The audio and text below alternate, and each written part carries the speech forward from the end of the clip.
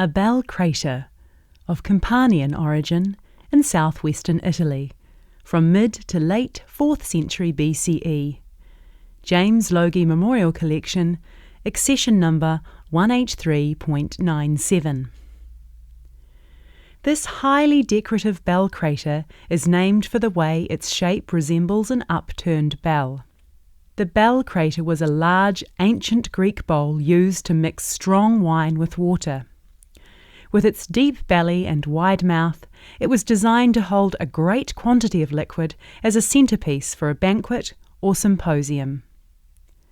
This crater sits on a disc foot the size of a bread plate. Its body then swells upwards from the base like a funnel. The vase stands 30 centimetres high and is only slightly wider across the lip. It has 2 small loop handles placed high on opposite sides of the belly.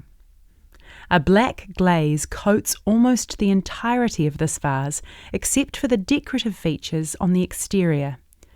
These designs are finished in the red figure technique, although they appear more of a pale brown colour with gradations of light and dark.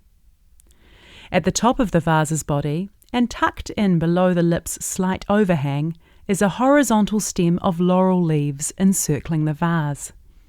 In the space underneath both handles are elaborate foliage designs. The scenes on both sides of this vase feature images of people.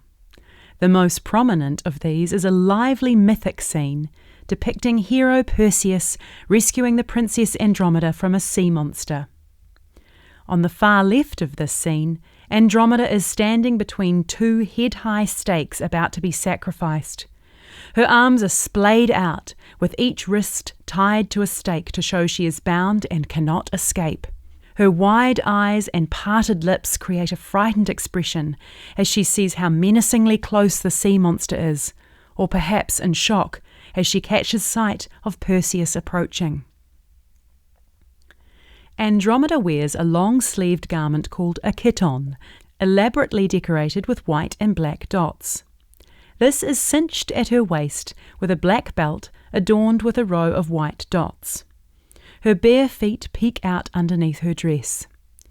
She bears her weight on her left foot, while her right foot balances on its tiptoes as if she is moving in distress.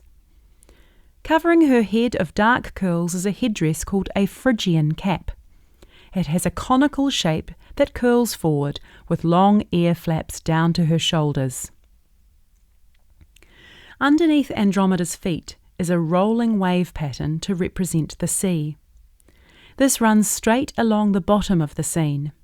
Then, in the centre of the scene, the head of the sea monster bursts out of the waves, with its lengthy crocodile-like mouth and sharp teeth hungrily aimed towards Andromeda. As the myth tells, the sea monster is about to be slain. This scene captures the moment immediately before its violent end as the hero Perseus approaches on the far right-hand side with weapons ready to strike. He holds a harpe sword out before him with his right hand. This is a sword with an extra curved blade attached. He also holds the hilt of a second sword behind him with his left hand. Aided by winged boots on his feet, Perseus is shown flying down to land. He wears trousers and a shirt also decorated with black and white dots, and a Phrygian cap covers his hair. His gaze is intently fixed upon Andromeda, not the sea monster, perhaps to show how the hero falls in love with her at first sight. On the other side of the vase is a scene much calmer in tone. It shows a young man and woman facing each other and engaging in some sort of interaction. On the left, the youth stands with his right hand on his hip. He wears a draped garment called a himation and wears a wreath around his head. In his left hand he holds a staff, a common accessory for aristocratic young men. Positioned on the right, the woman is well dressed. She is adorned with accessories including a necklace, a bracelet and a hairpiece.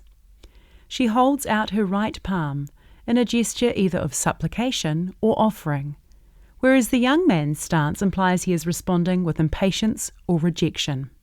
Finally, to border the scenes, a band of geometric tiles encircles the bottom of the vase's belly.